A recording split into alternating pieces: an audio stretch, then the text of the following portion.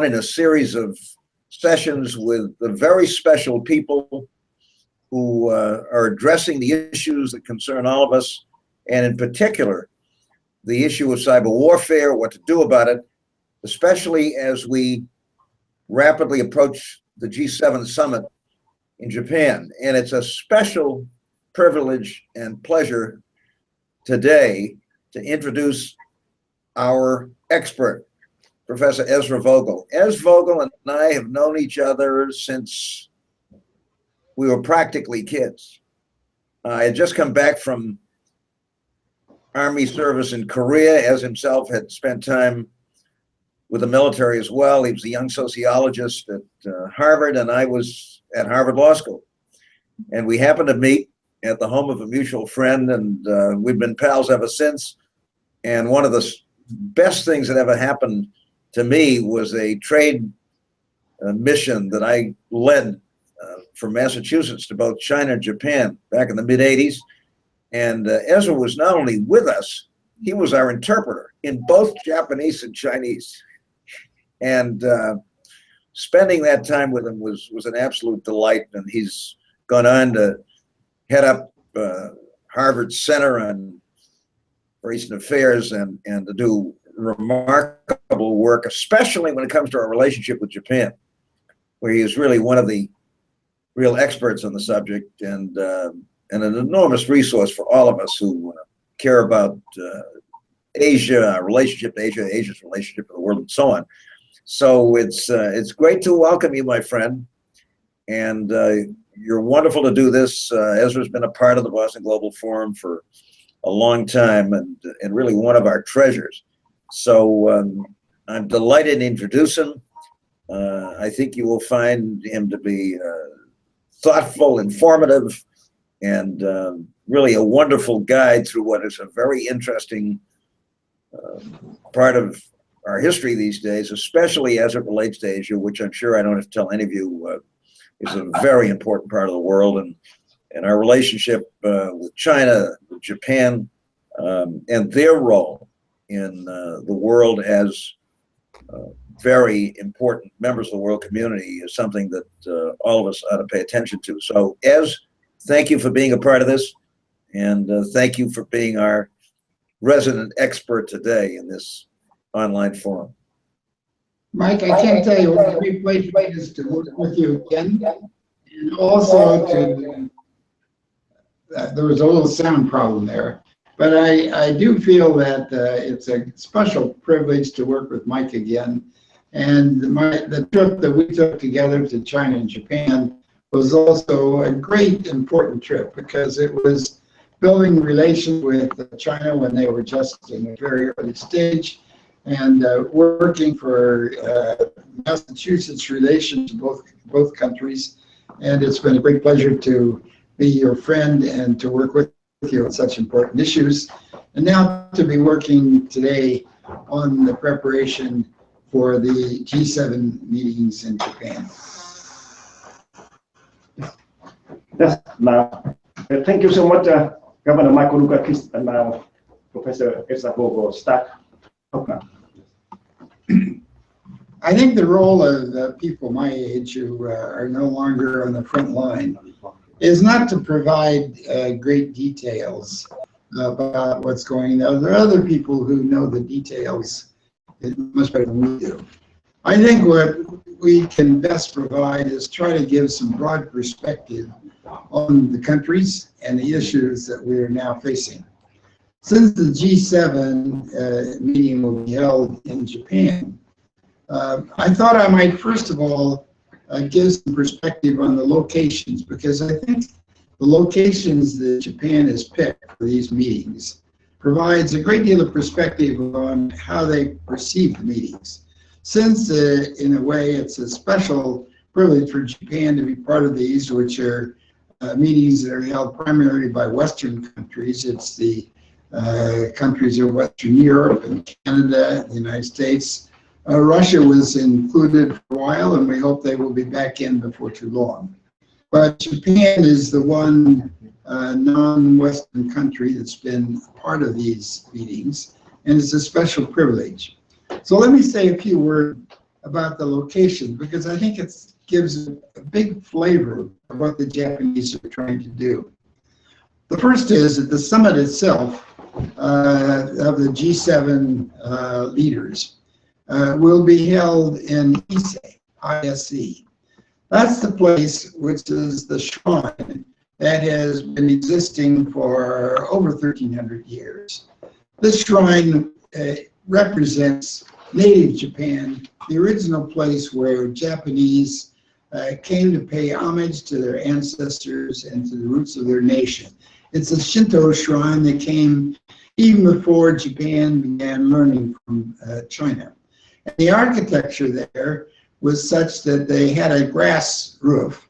And because the grass roof decayed in every few years, they rebuild it every 20 years. And so now this practice is continued. And every 20 years, there is a whole new dedication. And that process of rebuilding that shrine, the central shrine, as you say, every 20 years, it gets a lot of Japanese in various places to be involved and constantly renewing and keeping touch with their own historic ancestral past. The second place I want to call attention to is the foreign ministry meetings, which will be held in Hiroshima. And the reason of Hiroshima, of course, is because that's the place where the first atomic bomb that devastated a city was dropped in the United States at the end of World War II. And what Hiroshima shows is the terrors and the horrors of atomic weaponry, and why all the nations of the world now need to cooperate in peace to avoid such terrible devastation. It also says to the world that in World War II, the Japanese were aggressors and did things, but we also suffered. We also had many victims of World War II, and we know deeply why it's important to pursue the path of peace. The third meeting I want to call attention to is on agriculture. And there Japan has selected Niigata, which is one of the breadbaskets of Japan and the home of one of the great Japanese post-war politicians, Tanaka Kakue. I visited Niigata 2 or 3 years ago, and I know that in preparing for the Trans-Pacific Partnership, the TPP International Trade Agreement, Japanese agriculture is now at a turning point. Until recently, Japan has always considered agriculture a very important part of their economy, and they've tried to protect it. But now, only a handful of Japan's GNP comes from the agriculture, only 1 or 2%, and so they need to move to a different kind of economy, one that no longer protects agriculture. And it's true that people who suffered from agriculture have to give up some of their past and are no longer protected from international competition.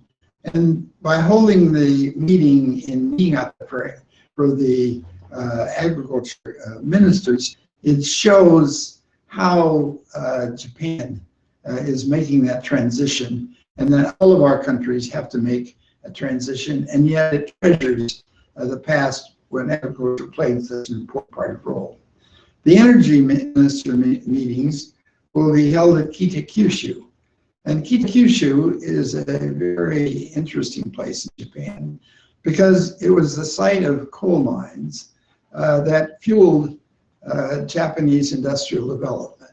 And in the late 19th century, when Japan took off industrially, it was the coal mines in Kyushu and the nearby iron ore that came partly from there, but mostly from foreign countries.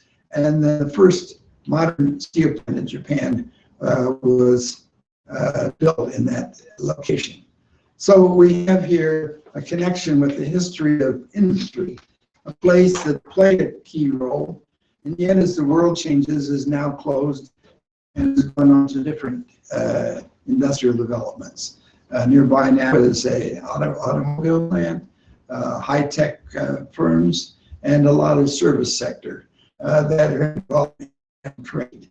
And so at the same time that you're showing respect for the past, you're also showing transition to a very new economy.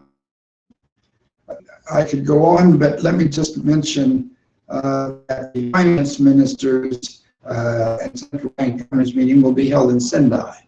That's, of course, a site right near the earthquake, the Tohoku earthquake, that killed over 20,000 people within a few minutes. One of the worst earthquakes the world has ever known. And yet, immediately, people there rallied and built up. It also shows what Sendai has been able to do as an earthquake prevention city. Even though it was the city nearest the earthquake and was very, very badly shaken, there were no buildings in Sendai city itself which fell in the earthquake. That's because there's been enormous progress. So what it shows is that the development of modern financial structures and modern technology has made it possible to move on. So while we remember the necessity of being prepared for international disasters, we're also moving ahead. Now let me say a few words about what I think is the elephant in the room at this meeting, the G7. That's, of course, China. As you know, I'm a China specialist as well as a Japan specialist. And China is now going through the same difficult process that Japan did once it had achieved its very rapid modernization. China, since 1978, has surprised the world with the extraordinarily rapid development of modernity, where the average per capita income was around $100 per person in 1978. It's now several $1,000s, and China continues to progress. It has some of the world's most modern steel plants. It produces far more steel than any other country in the world. In fact, more than Japan, the United States, and Germany together are produced in China. But they're now on the verge of slowing down, and that's an inevitable process because the cheap labor is no longer as cheap, and they will have to compete with Vietnam and India and other countries which have cheaper labor. It's slowing down because because the construction that China has undertaken is so extensive that it has gotten to the point where it no longer produces the results. I remember in Japan when they built the second and third bridge to Shikoku from the island of Honshu. The first bridge had enormous economic impact. By the time they built the third bridge, it didn't have so much impact. They could already get back and forth so easily. And now China is confronting the same process. They have built infrastructure. They have far more fast railway trains than any place else in the world. I wish the United States could do something to keep up with them. I'm certain Mike Dukakis would be very happy since he was concerned with transport and has always complained that we haven't modernized our railway system. Japan and China have done that. And now China is at the stage because of their higher wages, because of their well-developed infrastructure, because of the overcapacity of steel production, because there are quite a bit of empty housing developments in cities, that they cannot continue growing at the same pace. And how they adjust to that pace will cause domestic problems in the economy and politics at home and abroad.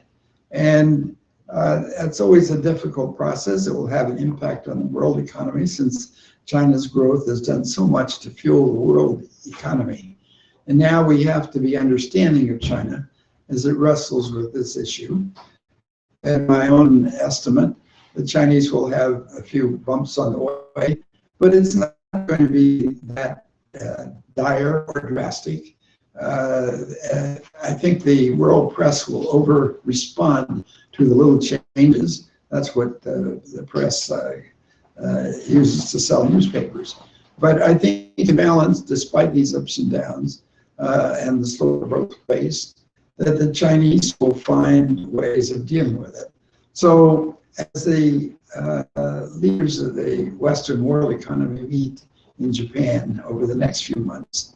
I think it's going to be very important for them to come to terms with China, to try to find ways that a country that is building up its military, is pressing on some disputed islands in the Pacific, nonetheless is taking an active part in the world and wants to take a more active part. And one of the challenges will be how to be firm and insisting that China follow international rules and laws, that it not invade other countries, and at the same time being ready to accommodate and cooperate with a country that's going to continue to grow, that will have much more investment around the world, and to try to find ways to manage that very difficult transition for China will be perhaps the key challenge facing the leaders in Japan over the next few months. Yes. Thank you so much. So there are something we can discuss. We received some questions from some journalists. But first, we would like to discuss you first. So after that, we will have some questions. Okay. And first, you talked about G7 summit, Japan. So do you think in May 26 and 27, 2 days, the G7 summit meeting with President Obama and top leaders of G7 nations, how they can maintain democracy in the world now? Because G7 really is a symbol for democracy country. So how they can maintain and can support, expand. First of all, as you know from the American political process, because we change governments every 4 years, it's difficult to have continuity. And one of the big issues now is not how Obama does it, but how his successors will do it. And there's only so much that Obama can do. I think as for democracy, what we've learned the last few years is that we cannot give sermons to other countries and tell them how to run their country. They are not in the habit of listening to us as we give our sermons. It's true that we believe in democracy, we believe in openness, and I think this has been a tremendous asset for Americans around the world as they follow us. But I think the best way to do that is not to use sanctions on countries which practice less democracy, is to set good examples ourselves, where we practice democracy in a healthy way that others will find attractive and will want to follow. We can do some things to support people in other countries who have different views, but we cannot remake the other countries. We don't have that power, and efforts to do so have often backfired. So I think the limit on how much we can remake countries is one that should give us some warning, and that we've been very successful in places like Japan because there were so many people after World War II who wanted it. And what we have to do is find allies who want it and to promote in a healthy way without giving orders and without punishing those who have different ways of solving problems. Yeah. You talk about peace and Japan role in that area. So compared with 2014 Boston Global Forum, you play very important role in discussion to build a framework for peace and security in the Pacific. And I think in the Pacific, but East Asia is very important in Pacific for peace and security, and we have a framework for that, and we have some ideas to do that. Set up a Pacific peace and security alliance between the US, Japan, South Korea, and Australia, some Philippines, Vietnam, and some countries in the region. Even if China respect international rule and respect neighbor country can join and can maintain peace and security. So you think our framework for that. We can think more. We can should improve to do for this time in East Asia. The world needs many different kinds of organizations. It means bilateral cooperation. It means the United Nations work together with all the nations of the world. It requires organizations which have one set of countries and others which have a different set of countries. I think we ought to do everything we can to maximize the number of organizations of which China is also a part. In my view, and I think now Washington realizes it, we made as a country a very bad mistake when we did not support the Asia Industrial Investment Bank. Because the AIB started by China will help build infrastructure in other parts of Asia, and we were invited to join, and we should have done so right away. We should have indicated willingness. To be sure, we had concerns about how China would use the structure and how we didn't want to be a part of something that would cause a lot of problems. We wanted to have a structure that would resolve problems. But it now seems clear that the Chinese are trying very hard to use a multilateral framework to build infrastructure. We should be part of that. The Chinese are part of the Asian Development Bank in the Philippines, where Americans and the Japanese play a very major role. And we should be part of their organization too. So I think the goal should be to have as many organizations that cross over, to bring all the countries working together. It causes difficulties, but that's the optimal way. Yes. Yes. And about cybersecurity, you think it's an important issue for G7 summit should discuss in this time? I'm not a specialist on cybersecurity, but it is a very complicated, dangerous, and important topic. The ability to wreck another country's infrastructure now that depends so much on information is very serious. And the misuse of cybersecurity to gain information, disrupt another country's information system is a very serious issue. There's no easy answer. My guess is that all the major countries find some ways to gather information secretly from other countries.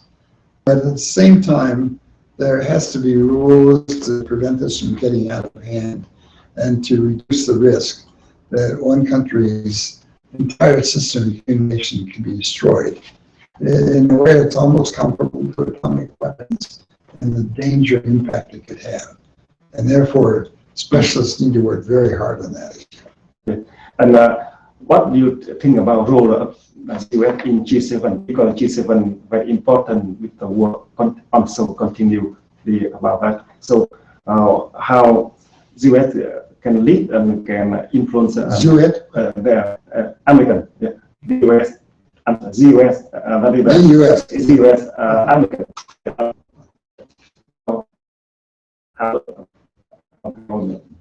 Because they can. I believe that G7 has a role somewhat comparable to ASEAN in the sense it does not have its own troops. It does not have a dictator. It does not even have a governing body that really makes rules for everyone. Yes.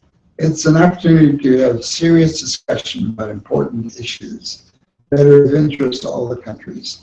And it's an informal opportunity to get together and have real expression of opinions and to try to solve problems in the world.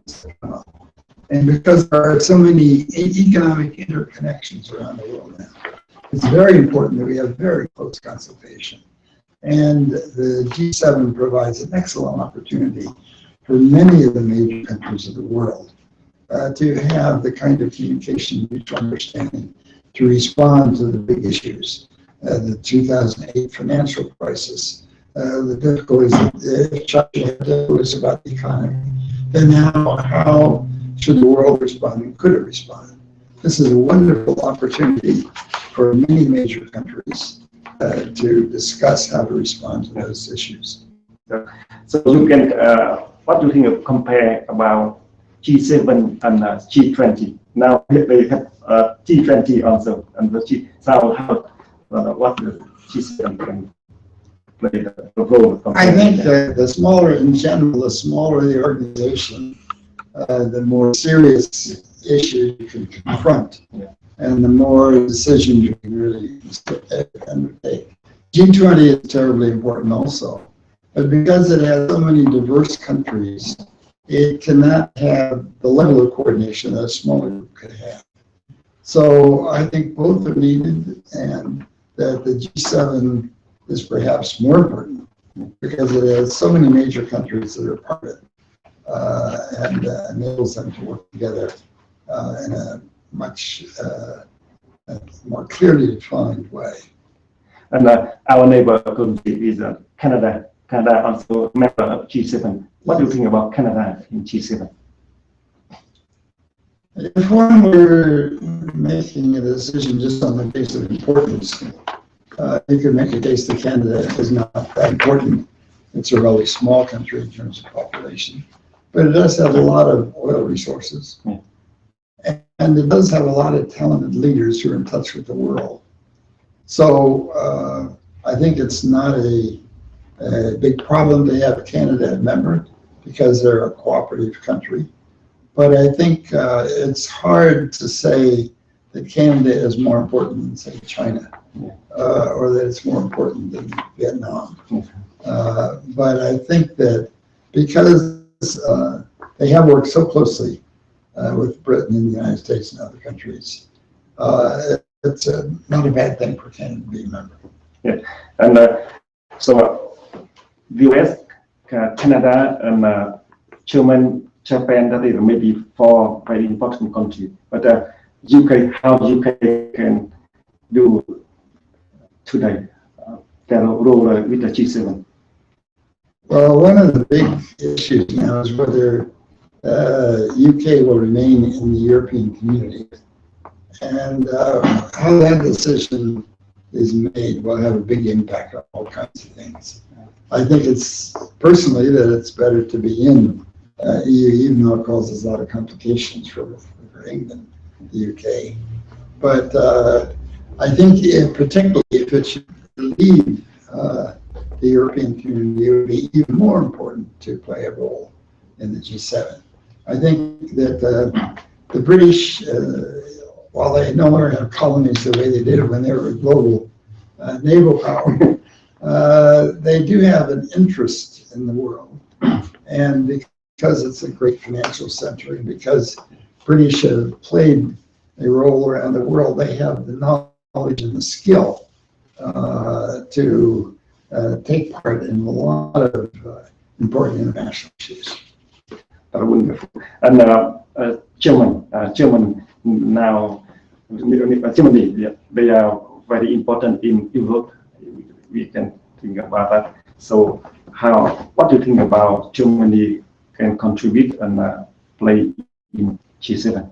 Well, Germany, of course, is the powerhouse economy in Europe, and for solving problems like the Greek financial problem, or the problem of refugees in Europe, or keeping the engine of the whole European economy going, Germany's participation and role is absolutely critical. I believe that Germany, since World War II, has played a very constructive role in the redevelopment of the economy of Europe and the world. There are many talented Germans who are very comfortable in dealing with all kinds of global issues. And I think their participation is very important. So, I mean, on Italy? Of course, you know, I don't want to be in the business of ranking all those countries, but I think it is true that Germany plays a larger and bigger role in international economic affairs than Italy. Yeah.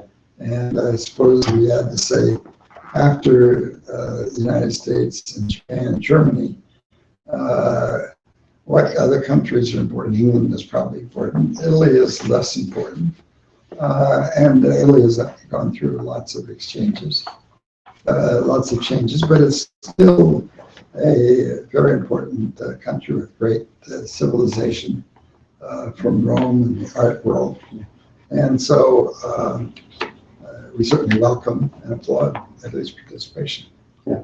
And come back with the US and Japan, the USA, the American and Japan. So you think America and Japan the most important, very important in this time, because now so East Asia very important region with the world today, and so you think by relationship between Japan and our America, so how we can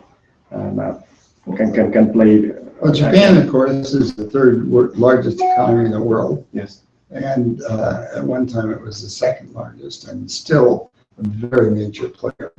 In terms of high technology products, it's extremely important. And the Japanese have shown over the last few decades that they have the commitment to world peace and the ability to participate in all kinds of international organizations. So Japan's cooperation is absolutely critical. It's in a very difficult role now because it's close to China geographically. The relations in Japan and China are very bad. They were very good in 1978, 1980, thanks to Deng Xiaoping, but now they're no longer as good. And the real dangers of conflict. There is a great depth of contact between Chinese and Japanese, far more than most Westerners realize. As you probably know, something like 5 million visits of Chinese were made to Japan last year, and over 3 million Japanese visits to China. So that's an extraordinarily close and complicated relationship. Yeah. Do you think that in the future between Japan and China we have a better relationship?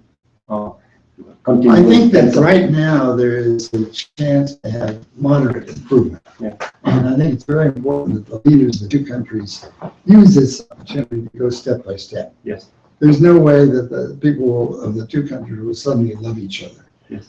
But I believe it is possible we can reduce the risk of friction. Yes. In the Diagidao, the Senkakus. Yes. And it is quite possible that they can begin to play a larger cooperative role. We do see some movement in that direction. I think it's very important that we make every effort to sustain that movement. Yeah.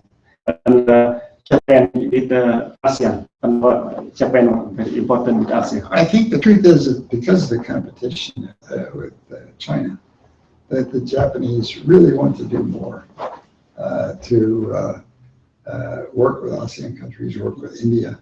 And you do see a very active foreign policy of Japan and the countries around China. And one can say that those are motivated by China's competition. But I think what Japan is doing is really good for everybody. That is, they're making more investments, they're taking more active role. And I think that's ultimately good. Yes. And before I have the question, we have a last question to you. That is, so what do you think about G7 can do with cybersecurity? Because cybersecurity is very important, and now how G7 countries and nations can help and maintain and solve the issue in cybersecurity. I don't think that's the right unit for making real breakthroughs with cybersecurity, because it's a group of diverse countries. They can discuss the issue and have cooperation. But I think it doesn't have the G7 itself doesn't have the power to force members to take action. I think on cybersecurity, it's going to require much tighter control. I think it's a very useful issue to discuss at the meeting, but I don't think it can by itself resolve cybersecurity issues. Yes, we have just 3 questions from Nguyen Lan Anh Vietnamese newspaper. That's a 3 question put you. So read the questions. Yeah, and you can answer this question. How do you comment about the recent actions of China's militarization done on the East Coast? Do you think the cause of these actions comes from ASEAN policy of balancing the United States. It's very difficult to know what's the most important factor in the minds of the people making these decisions. By looking at the background and the way they carry it out, I think there are certain general interpretations that are probably right on the mark. I think for one thing, China considers that they're a very important country and that they want to play a larger role. Secondly, they would like to feel that in the area near to China, that they have a free area where they can move and to reduce the risk that some other country might attack them. So I think they want to build up in that area or to have a stronger defense posture. I think over the long run, the Chinese would like to feel that they're, after all, a stronger power. And this is a way to demonstrate that they are a stronger power. It helps build the patriotism of local people.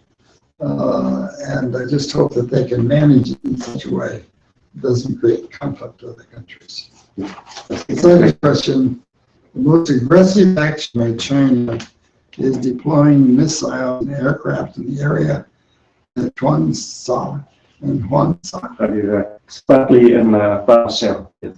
According to you, how does it affect East Asia?